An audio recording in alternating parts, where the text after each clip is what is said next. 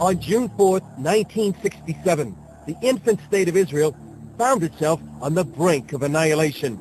Israelis still lived with the agonizing memory of the Holocaust. Now the Arab nations surrounding Israel vowed to make the blue Mediterranean run red with the blood of Jews. We were thinking in terms of the Israelis that are going to be thrown to the water. On the morning of June 5th, 1967, Eitan Ben Eliyahu flew one of the first missions against Egyptian airfields in the Sinai. This is the matter of life and death. This is the matter of Israel is going to be destroyed. People were in panic.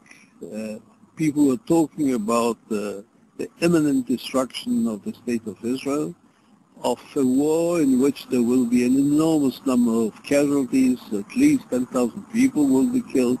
Rabbis in Jerusalem anticipated so many deaths, they actually designated all of the public parks in Jerusalem as cemeteries. Just before the war, the joke in Israel was, last one's out, turn off the lights. But this black humor didn't mask the fear that many Israelis genuinely anticipated a catastrophe.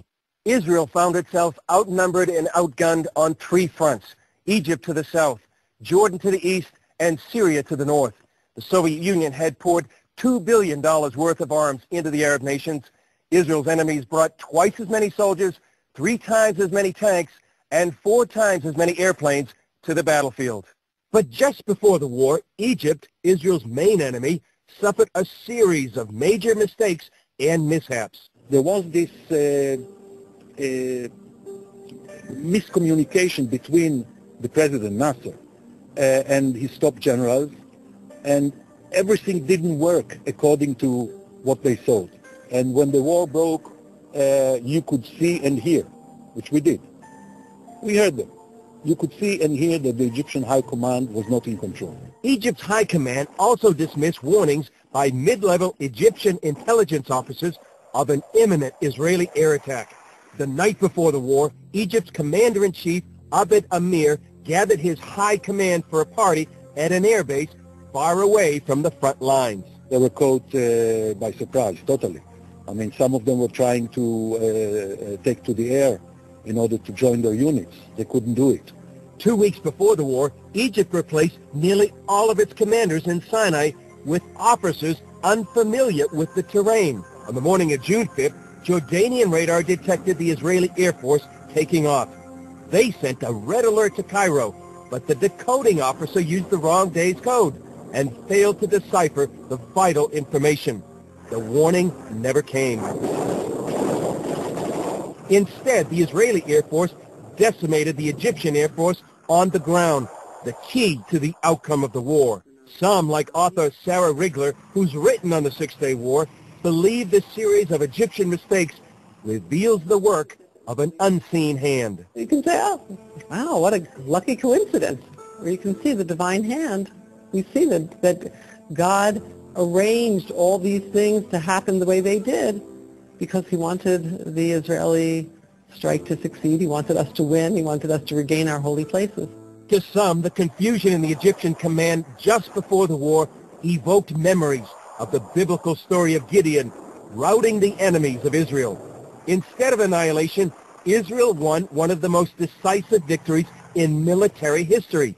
Many Orthodox Jews and Christians believe the Jewish nation had witnessed a miracle. For evangelical Christians, the Six-Day War was a huge moment of seeing God's hand intervene on behalf of the Jewish people. I mean, that was really was, I think, so extraordinary, is that you had this moment where Arab leaders, Islamic leaders, were saying we're going to throw Jews into the sea, and it looked like another Holocaust was imminent, and suddenly, in 6 days, the Jewish people defended themselves, destroyed their enemies, tripled their land, recaptured control of Jerusalem for the first time in 2,000 years, and on the 7th day they rested. That just sounded way too biblical for evangelicals all over the planet, and they rejoiced with the Jewish people. In the immediate aftermath of the war, everyone, religious and secular alike, recognized that this was from God because it was just so implausible. I mean, here everybody was expecting a tremendous defeat. This is a miracle. Even Moshe Dayan, who was the commander of the Israeli forces, and who was a very secular person. He went to visit the Western Wall the day after it was liberated, and there was a tradition to put, put little notes to God in the wall. So he put a little note to God between the crevices of the wall, and of course as soon as he left, the newspaper men in their typical discreet way ran and took the note out and read it. What did it say? And it was a line from Psalms that said, "This is from God. It's wondrous in our eyes."